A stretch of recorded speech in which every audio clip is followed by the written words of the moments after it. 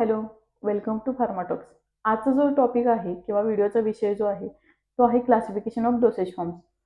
हा जो आहे तो चॅप्टर सेकंड जो आहे आपला इंट्रोडक्शन टू डोसेज फॉर्म्स त्यातला हा पॉईंट आहे आणि सगळ्यात महत्त्वाचा पॉईंट आहे म्हणायला काही हरकत नाही आहे. तर तुम्हाला हा परीक्षेमध्ये प्रश्न येऊ शकतो की क्लासिफिकेशन लिहा डोसेज फॉर्म्सचं. तर त्यामध्ये तुम्हाला हे सगळं जे आहे ते लिहायचं आहे. तर हा व्हिडिओ चालू करूयात.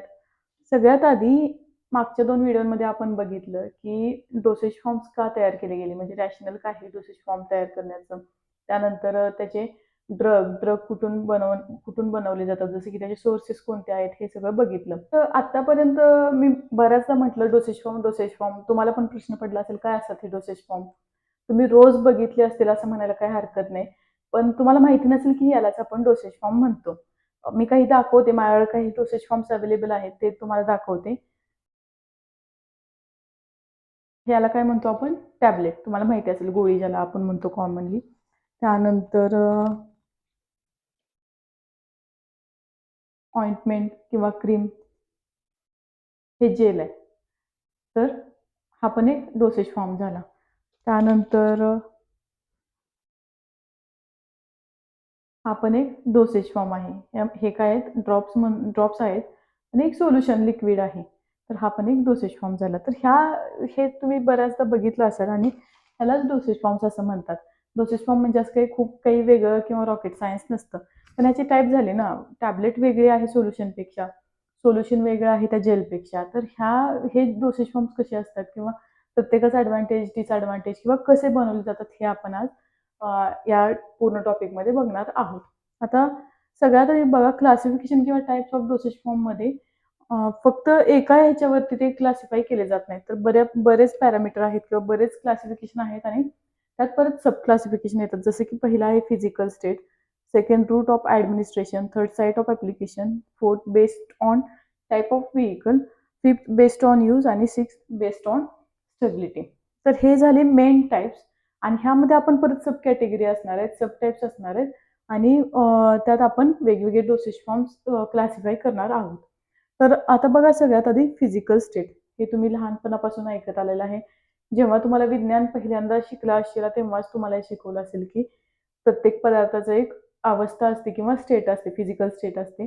ज्यामध्ये तुम्हाला माहिती आहे लिक्विड, सॉलिड आणि एअर जे असते ते. तर ह्याप्रमाणे किंवा गॅसेस आपण म्हणतो त्याला. आणि त्यामध्ये अजून एक फॉर्म ॲड केला जातो फार्मसीमध्ये सेमी सॉलिड. आता फिजिकल स्टेट. तर ह्यामध्ये परत सब टाइप्स कोणते येतील? जे मी आता तुम्हाला सांगितले. सॉलिड,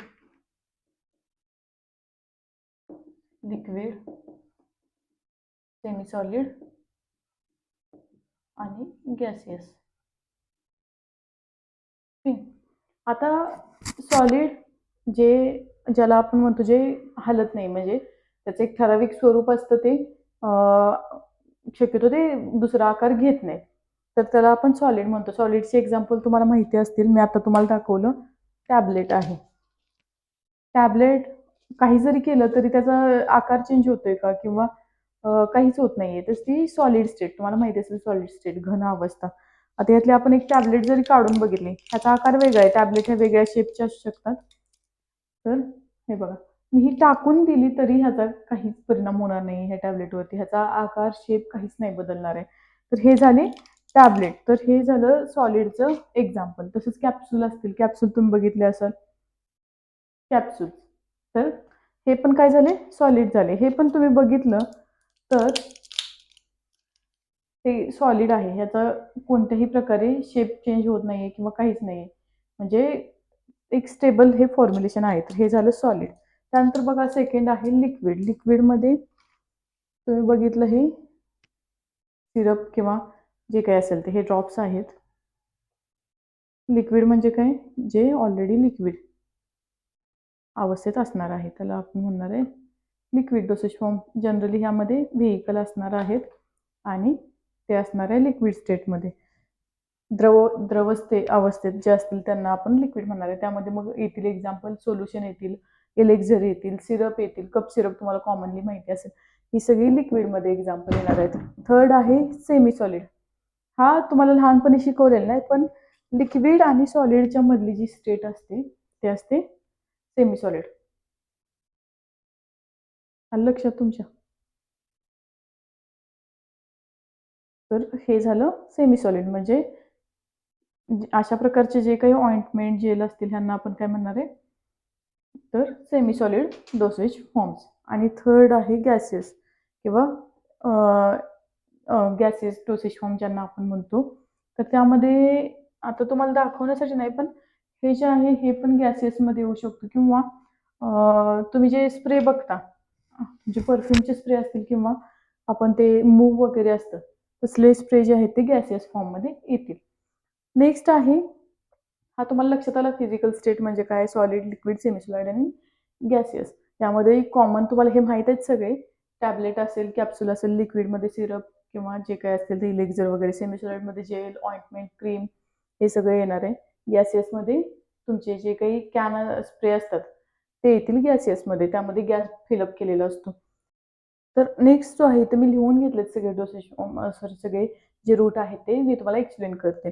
तर रूट ऑफ ॲडमिनिस्ट्रेशनमध्ये कुठले येतात बघा, oral, parenteral, rectal, topical, urethral, sublingual, intranasal, conjunctival, ophthalmic, intrarespiratory आणि ऑटिक. आता हे तुम्हाला जनरली तुम्ही नावं पण ऐकली असतील, त्या त्या पार्टचे रिलेटेड आहेत. ओरल, माउथ कॅव्हिटी, तर ओरल ड्रॉप्स किंवा सॉरी जे काही माउथ कॅव्हिटी थ्रू आपण घेणार आहे, तोंडातून आपण जे काही ड्रग डोसेज फॉर्म्स घेणार आहोत त्याला आपण काय म्हणणार आहे, ओरल डोसेज फॉर्म. अगेन त्यामध्ये कॅप्सूल येतील, टॅबलेट येतील किंवा सिरप येतील, म्हणजे त्यामध्ये लिक्विड पण येतील, सॉलिड पण येतील. तर हे झाले ओरल डोसेज फॉर्म्स. त्यानंतर बघा, म्हणजे अगेन पहिले जे फिजिकल स्टेट आहे त्यातले डोसेज फॉर्म्स तुम्हाला इथं सगळे येणार आहेत.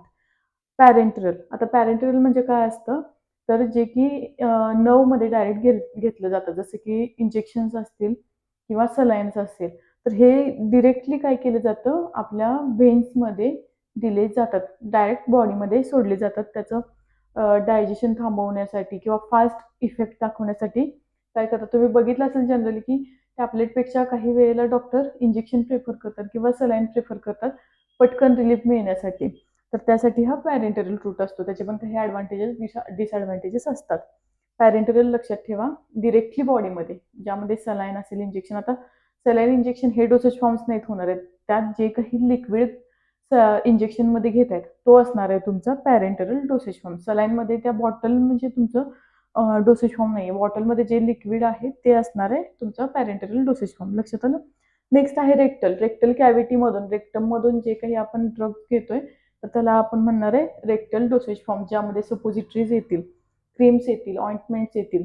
नेक्स्ट आहे टॉपिकल. टॉपिकल म्हणजे काय, वरच्या भागाला, जसं की स्किनवरती जे काही ड्रग्ज आपण डोसेज फॉर्म्स अप्लाय करणार आहोत ते येणार आहेत टॉपिकलमध्ये, ज्यामध्ये असतील क्रीम्स, ऑइंटमेंट, बाम म्हणत नाही आपण त्याला, क्रीम, ऑइंटमेंट, जेल, अशा प्रकारचे क्लासिफिकेशन असतं.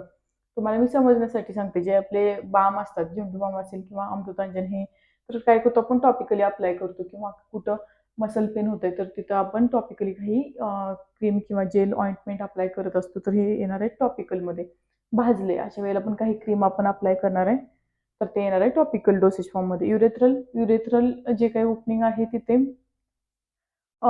दिले जाणारे डोसेज फॉर्म्समध्ये म्हणजे युरेथ्रल डोसेज फॉर्म्स, ज्यामध्ये again suppositories, cream, ointment, liquids येऊ शकतात. त्यानंतर सबलिंग्वेल आता लिंग्वेल लँग्वेज ह्या गोष्टीवरून तुम्ही लक्षात ठेवा. लँग्वेज हा शब्द जीभ आपली म्हणजेच लिंग्वेल, तर इथून पडलेला आहे. तर ह्यासाठी सबलिंग्वेल म्हणजे जिभेखाली ठेवण्यात येणारे डोसेज फॉर्म्स. तर ह्यामध्ये टॅबलेट्स येतात, टॅबलेट्स येऊ शकतात. त्यानंतर नेझल कॅव्हिटी, नाकातून जे काही दिले जाणारे असतात ते इंट्रानेझल नेझल ड्रॉप्स वगैरे असतात. कंजक्टिव्हिटल म्हणजे तुमच्या डोळ्यांचा जो काही व्हाईट पार्ट आहे त्याला आपण म्हणतो कंजक्टिव्हा. तिथं दिले जाणारे ऑइंटमेंट, तुम्ही छोटीशी ती हे बघितली असेल बघा, काय म्हणतो, कॅप्सूल सारखी असते, त्याला मला ट्यूब असते जी एकदम छोटी, आणि ते आपण डोळ्यांमध्ये घालतो जर का डोळ्यांना काही इन्फेक्शन वगैरे झालं असेल तर. तर ते काय झालं कंजक्टिव्हिटल. ऑप्थॅल्मिक, आता ह्याचाच हा प्रकार म्हणजे दोन्ही एकसारखेच आहेत थोड्याफार प्रमाणात. ऑप्थॅल्मिक म्हणजे डोळ्यात सोडणारे आय ड्रॉप वगैरे जे असतील ते ऑप्थॅल्मिकमध्ये येणार आहेत. नेक्स्ट आहे इंट्रा रेस्पायरेटरी, म्हणजे असे ड्रग्ज किंवा डोसेज फॉर्म्स जे आपण घेतल्यानंतर डायरेक्ट रेस्पायरेटरी सिस्टीमपर्यंत पोहोचणार आहेत. पोटापर्यंत नाही, टॅबलेट घेतली तर ती रेस्पिरेटरी सिस्टीमपर्यंत जाईल का? नाही जाणार आहे. ती आपल्या स्टमकपर्यंत जाणार आहे, गॅस्ट्रिक ॲसिडमध्ये मिक्स होणार आहे. तसं जे काही डोसेज फॉर्म्स आपण घेतल्यानंतर रेस्पिरेटरी सिस्टीममध्ये जाणार आहेत, तर ते असतील इंट्रा रेस्पिरेटरी डोसेज फॉर्म, ज्यामध्ये एक कॉमन एक्झाम्पल द्यायचं झालं तर नेब्युलायझर मशीन तुम्हाला माहिती असेल. सर्दी झाली तर लहान मुलांना किंवा दवाखान्यात डॉक्टरांकडे गेल्यावर ते लावतात. ऑक्सिजनसारखा मास्क लावलेला असतो. हे तर तुम्हाला नाव दिसत असेल, तर ही एक रेप्सूल आहे आणि ह्यातलं लिक्विड जे आहे ते आपण त्या मशीनमध्ये घालणार आहे आणि ते ऑक्सिजनसारखा मास्क जो असतो, तुम्ही कॉमनली टीव्हीमध्ये वगैरे बघितलं असेल, त्यातून ती वाफ घेणार आहे आणि ते डिरेक्टली आपल्या रेस्पिरेटरी सिस्टीमपर्यंत जाणार आहे. दम्याचं जे औषध असतं त्यासाठी पंप असतो. तर ते सुद्धा इंट्रा रेस्पिरेटरी पंप नाही येणार. त्यातनं जे काही मेडिकेशन घेणार आहे आपण, ती इंट्रा रेस्पिरेटरी डोसेज फॉर्ममध्ये येणार आहे.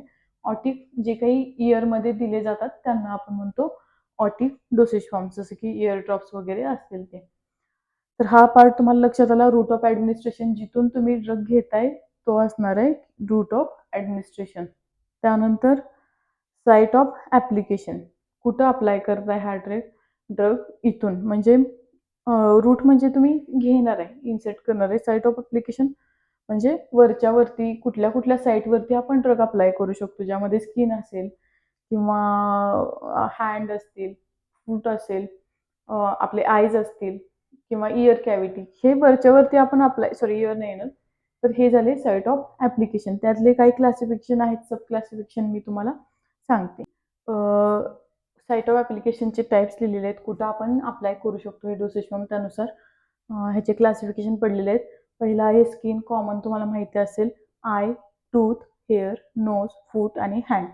तर हे कॉमन बॉडी पार्ट्स आहेत जिथं आपण काय करतो, डिरेक्टली हे डोसेज फॉर्म्स अप्लाय करतो. स्किनवरती बरेचसे तुम्हाला माहिती असतील, लोशन्स असतील, क्रीम असतील, ऑइंटमेंट असेल, पावडर्स असतील, आपण स्किनवरती अप्लाय करत असतो डोसेज फॉर्ममध्ये. जसे की फंगल इन्फेक्शन झालं तर अँटीफंगल पावडर असतात, क्रीम असतात, हे सगळं झालं. लोशन असतात. तर हे झाले स्किनवरती. आय ड्रॉप्सवरती, आय ड्रॉप याचं एक्झाम्पल येईल. डोळ्यांमध्ये जे काही आपण अप्लाय करतो ते. टूथ, दातांवरती काय अप्लाय करतो, पावडर असतील, सोल्युशन असतील, गार्गल्स असतील, हे सगळं येणार टूथवरती. दातांवरती, हेअर्सवरती जेल असेल, ऑइल्स असतील, तर हे सगळं हेअरवरती येणार आहे. त्यानंतर नोज, नाकामध्ये नेझल ड्रॉप्स असतील ते. त्यानंतर फूट, पायांवरती पायांना भेगा पडलेत किंवा ड्राय पडले तर त्यावेळेला पण काही लोशन्स, क्रीम किंवा काही इन्फेक्शन झाले त्यावेळेला ते लोशन्स, क्रीम असे आपण यूज करतो.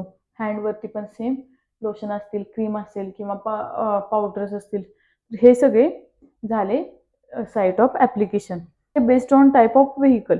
व्हेकल म्हणजे काय कन्सेप्ट असते, जेव्हा डोसेज फॉर्म बनवले जातात, लिक्विड स्पेशली डोसेज फॉर्म बनवले जातात, तर त्यामध्ये ड्रग काही ठराविक लिक्विडमध्ये डिझॉल्व्ह केला जातो आणि मग तो दिला जातो त्याचा इक्वल डोस तयार करण्यासाठी किंवा क्वांटिटी वाढवण्यासाठी.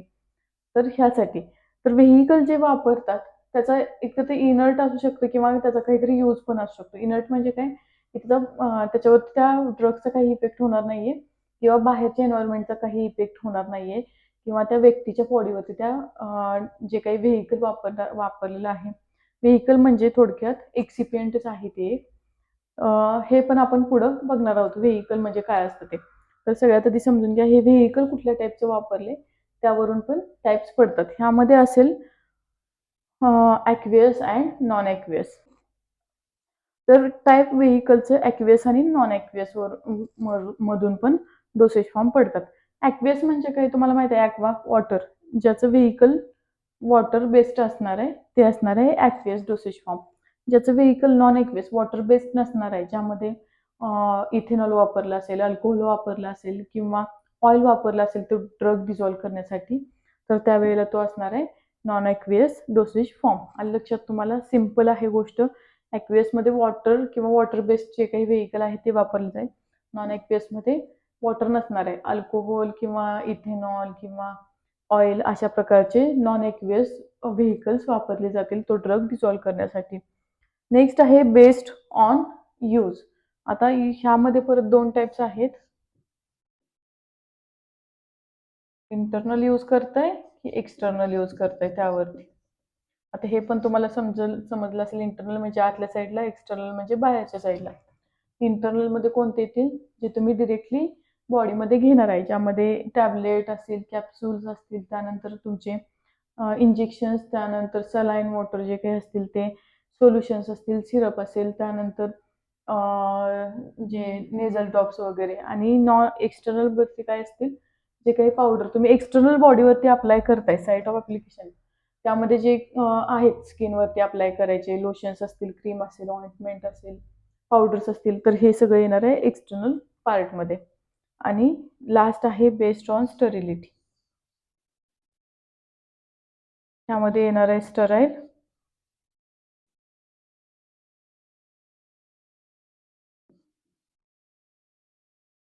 आणि नॉन स्टराईल.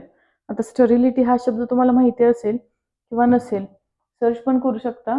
स्टरिलिटी म्हणजे काय असतं, पण मी थोडक्यात सांगते. स्टरिलिटी म्हणजे असं डोसेज फॉर्म ज्यामध्ये 0% किंवा एकदम कमी प्रमाणात, त्याचं लिमिट असतं ते मी नाही सांगू शकत आता तुम्हाला, पण असे डोसेज फॉर्म पाहिजेत ज्यामध्ये अजिबात मायक्रो ऑर्गॅनिझम प्रेझेंट नको आहेत.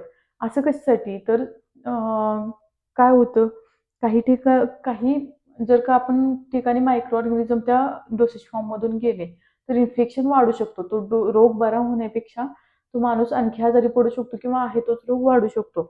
एक्झाम्पल द्यायचं झालं तर आपले सलाईन असतील, डिरेक्टली बॉडीमध्ये जाणार आहेत, सगळ्यात आधी पटकन इफेक्ट रक्तात पटकन मिसळणार आहेत आणि त्यातूनच जर का एखादा अँटीजन किंवा मायक्रो ऑर्गॅनिझम त्या जे काही लिक्विड आहे सलाईनमधून द्यायचं किंवा इंजेक्शनमधून द्यायचं त्यात मिक्स झालं, तर मग काय होणार आहे, प्रॉब्लेम्स चालू होणार आहेत. ते जे काही मायक्रो ऑर्गॅनिझम गेले तेच बॉडीवरती अटॅक करू शकतो. नेक्स्ट आहे आपले आईज असतील, डोळे असतील, तर डोळ्यांमध्ये पण जे काही ड्रॉप्स देतोय आपण ते कम्प्लिटली स्टराईल लागतात का, तर डोळे एकदम नाजूक पार्ट आहेत, पटकन मायक्रो ऑर्गॅनिझम अटॅक होऊ शकतो, इन्फेक्शन वाढू शकतं. त्यासाठी तुम्ही जर का आय ड्रॉपवरती लेबल वाचलं असेल कधी, तर त्यावरती लिहिलेलं असतं की जर का तुम्ही ते ओपन केलं आय ड्रॉप तर ते 1 महिन्याच्या आत वापरून टाका आणि जर का नाही वापरलं 1 महिन्यात, तर 1 महिन्यानंतर ते डिस्कार्ड करून टाका. ओके. तर इथं दिलेलं आहे. तुम्हाला दिसत नसेल कदाचित, पण प्रत्येक आय ड्रॉपवरती ही लिहिलेली असते. का तर ही खूप अ, आईचा जो पार्ट आहे आपल्या डोळ्यांचा तो नाजूक भाग असतो आणि तिथं इन्फेक्शन होऊन चालणार नाही जर का त्यामध्ये स्टराईल नसेल ते आय ड्रॉप तर. तर हे झालं स्टराईल आणि नॉन स्टराईलमध्ये थोडेफार मायक्रो ऑर्गॅनिझम चालू शकतात. ते काय होणार आहेत, बॉडीमध्ये गेले तरी अशा अशा ठिकाणी आपण ते अप्लाय करणार आहे की ते गॅस्ट्रिक ॲसिडने किंवा बॉडीमध्ये जेव्हा डायजेस्ट होतं तेव्हा ते मायक्रो ऑर्गॅनिझमचा बॉडीवरती एवढा फरक नाही पडणार किंवा गॅस्ट्रिक ॲसिडमध्ये ते मरून जातील. तर हे झाले non sterile dosage form. I hope तुम्हाला हे सगळे डोसेज फॉर्म समजले असतील. म्हणजे क्लासिफिकेशन, सॉरी डोसेज फॉर्म नाही, क्लासिफिकेशन कसं क्लासिफाय करतो आपण डोसेज फॉर्म. जे काही एक्सप्लेनेशन आहे या प्रत्येक डोसेज फॉर्मचं ते आपण पुढच्या व्हिडिओमध्ये बघणार आहोतच. तर सगळ्यात आधी आपण एक समरी घेऊयात, quick summary. Classification of dosage form. पहिला आहे फिजिकल स्टेट, ज्यामध्ये जे काही त्याची फिजिकल स्टेट आहे त्यावरून क्लासिफाय केलं जातं, ज्यामध्ये सॉलिड, लिक्विड, सेमी सॉलिड, त्यानंतर गॅसियस असे टाइप्स पडतात. रूट ऑफ ॲडमिनिस्ट्रेशन, जिथं कोणत्या वेने आपण ते डोस घेतोय किंवा डोसेज फॉर्म घेतोय, तर ते झालं रूट ऑफ ॲडमिनिस्ट्रेशन, ज्यामध्ये येथील ओरल, त्यानंतर नेझल, ऑप्थॅल्मिक, ऑटिक, पॅरेंटरल हे सगळे रूट येतील. त्यानंतर साईट ऑफ ॲप्लिकेशन, कुठं ते आपण अप्लाय करतोय, पसरवतोय आणि ते ॲब्झॉर्ब केले जातात स्किनमध्ये आणि मग त्यांचा इफेक्ट दाखवतात. त्यामध्ये असेल स्किन असेल, आईज असतील, त्यानंतर hand, foot, nose, sorry hair असतील आपले, तर हे सगळे येतात साईट ऑफ ॲप्लिकेशनमध्ये. Based on type of vehicle, जेव्हा तो डोसेज फॉर्म बनवला जातो तेव्हा त्यामध्ये व्हेकल एक एक्सिपियंट असतो आणि तो कुठल्या कुठल्या प्रकारचा वापरलाय त्यावरती हे डोसेज फॉर्म ठरले जातात, ज्यामध्ये ॲक्वियस आणि नॉन ॲक्वियस येतात. ॲक्वियसमध्ये वॉटर बेस्ड असेल, नॉन ॲक्वियस म्हणजे त्यामध्ये वॉटर नसणार आहे. Based on use, internal use करताय की एक्सटर्नल यूज करताय त्यावरती हे डोसेज फॉर्मचं क्लासिफिकेशन आहे. आणि बेस्ड ऑन स्टरिलिटी, स्टराईल आहे की नॉन स्टराईल आहे. काही ठराविक डोसेज फॉर्म आपल्याला कम्प्लिटली स्टराईल लागतात. अशा प्रकारे हे आहे क्लासिफिकेशन ऑफ डोसेज फॉर्म्स. यामध्ये जर का तुम्हाला काही शंका असेल तर खाली कमेंटमध्ये लिहा आणि व्हिडिओ कसा वाटला ते सांगा. लाईक करा व्हिडिओ आवडला असेल तर, चॅनलला सबस्क्राईब करा आणि तुमच्या मित्रमैत्रिणींना व्हिडिओ शेअर करायला विसरू नका. थँक्यू.